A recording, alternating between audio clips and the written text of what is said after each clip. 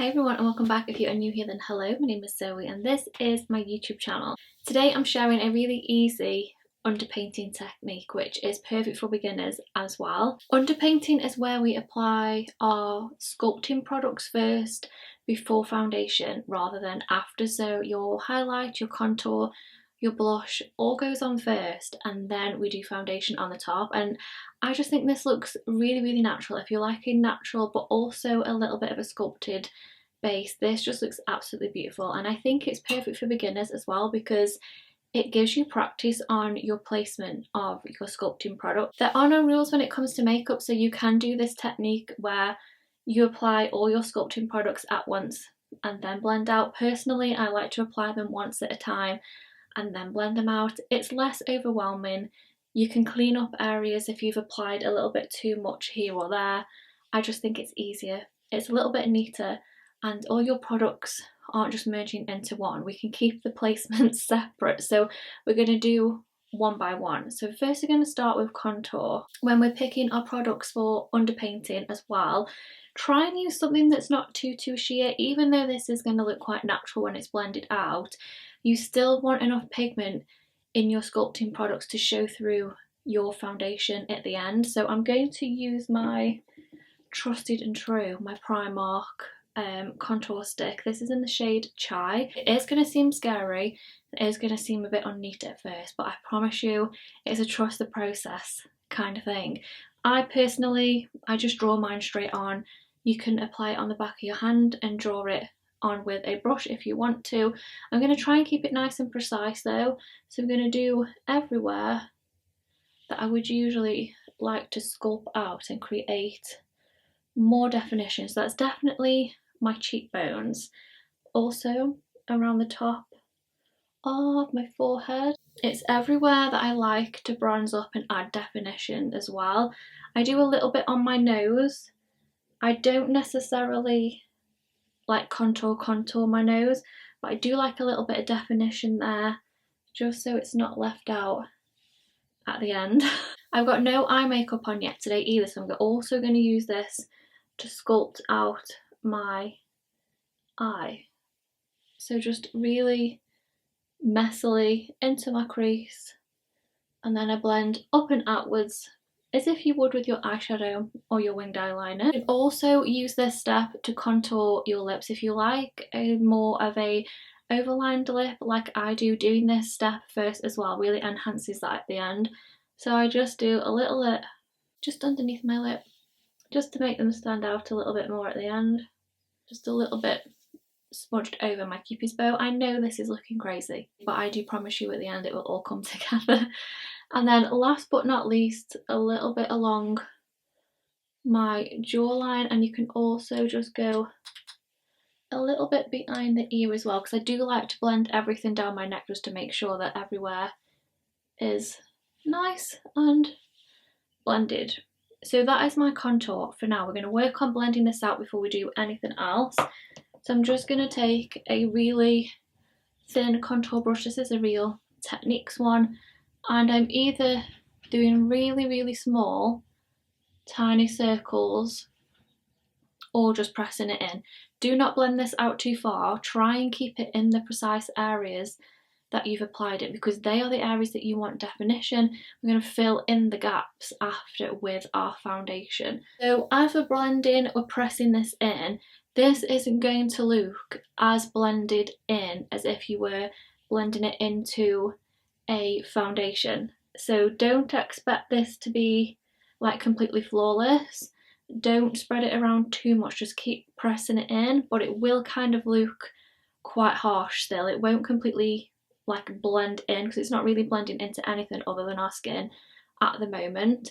So the aim isn't really now to make this look seamless.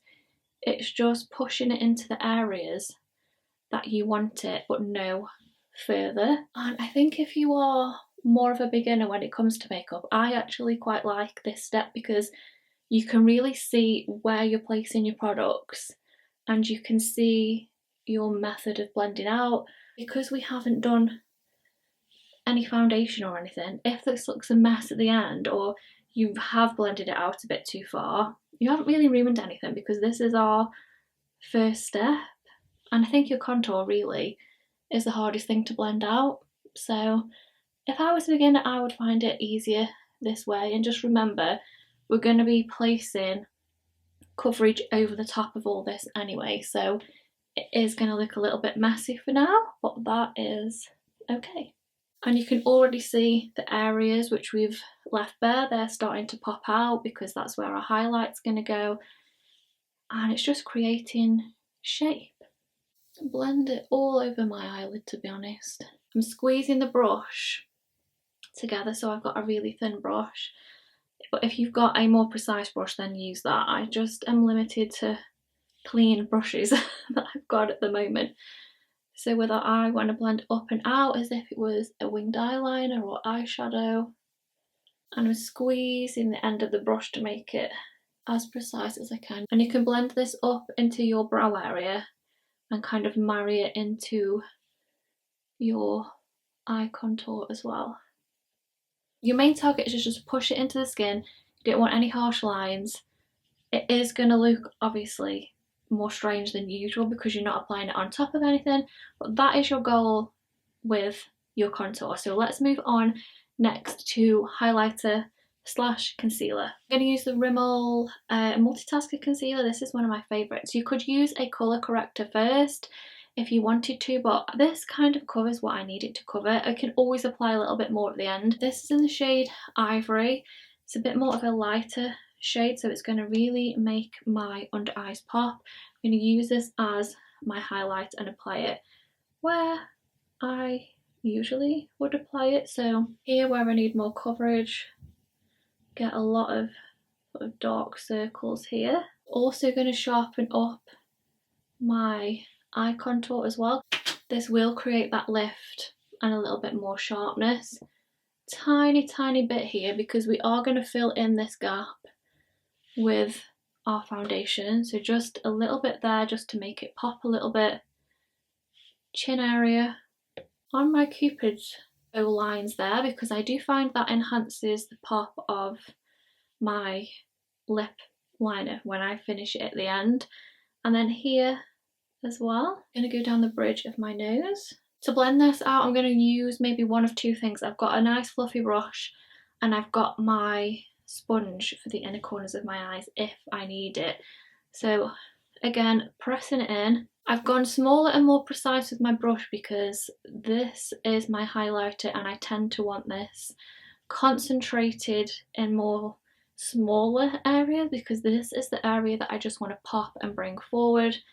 I tend to apply my contour in more areas and then my highlighter in a bit more of a precise area. So a smaller brush for your highlighter, just to keep it in those areas, will really work for you. And again, we're pressing it in. We do want to blend this into our contour. Again, we don't want any super harsh lines. Just literally tap over the edge so you're not smudging them in together too much. You're keeping them in their separate areas, but you just want to disperse them enough to kind of marry the edges together. It doesn't completely come together until we do foundation, guys, so honestly do not worry if you're feeling like this is looking really weird. It will look strange at first. The reason I think this does take a little bit longer is because blending takes a little bit longer with this, I think, because you do want to concentrate a little bit more where you're applying everything. Okay, I'm just going to go over my under eye just a little bit with a damp sponge because this concealer does dry down quite quick. And I do like pinch the end just so it is a little bit more sort of precise. Okay, so we definitely look a bit more defined now we've added that highlighter. You can really see the areas that pop forward and you can see the areas that are a bit more sculpted. So our last step is blush. I'm just going to apply a little bit of this blush to my cheeks. This is one of my all-time favourites. This is Rosie's Cheeks from Makeup Revolution. So I'm going to press this right on the top of my cheekbones and then when I blend it out, I'm going to blend it back a little bit anyway. I always do a tiny bit on my nose. I'm going to go back to that same contour brush. It hasn't really got any contour on it now because we've blended it all in. And just press it in. I like to focus my blush like on my cheekbones, but I do like to blend it back a little bit as well. But I want to keep most of it here, and I'm not blending it too much into my contour or my highlight. Again, I'm keeping it right in its own little section. Okay, so that's literally our underpainting blended out. It does look a little bit more harsh than it would do if we'd applied all of that over a foundation, but you can see my highlighted and contour areas, my blushed up areas. Now it's time to add foundation over the top. Now this will work best with a more sheer to medium coverage. I'm going to use a skin tint today. Anything that's too full coverage is just going to cover this up, and it's going to be a waste of our time. The main goal with this, I think, is a little bit more sort of on the natural, very skin-like finish. So skin tints, perfect. Anything sheer. So I'm going to use the Maybelline skin tint for this. Very, very sheer, thin layers you'll need of this. So I've got some pressed into my brush. I'm going to use a mix of a brush and a sponge, I think, just to finish it off. But a small, precise brush. We don't want to go over this too much.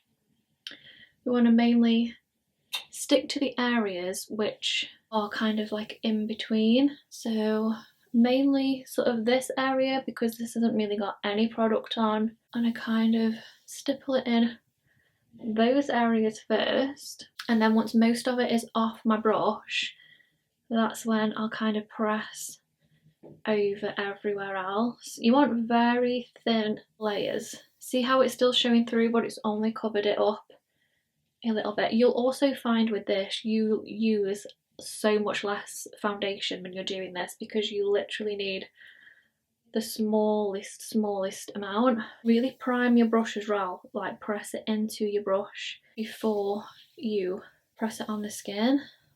Gonna do the tiniest bit, just press it over my eyes, just so you can still see that contour. The quickness that you'll be able to apply your foundation over the top as well kind of makes up for everything else, because this step literally takes like 2 seconds.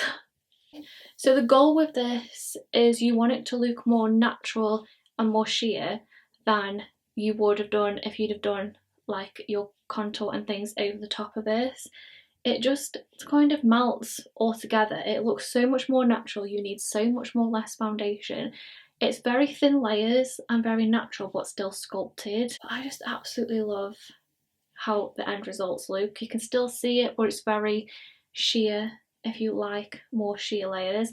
I'd say that this for me is more of like a medium coverage though. It's still covered everything that I want, but I've still got a few bits of my skin showing through, and I look sculpted and a bit bronzed and a bit blushed up as well, but it's not too heavy on the top.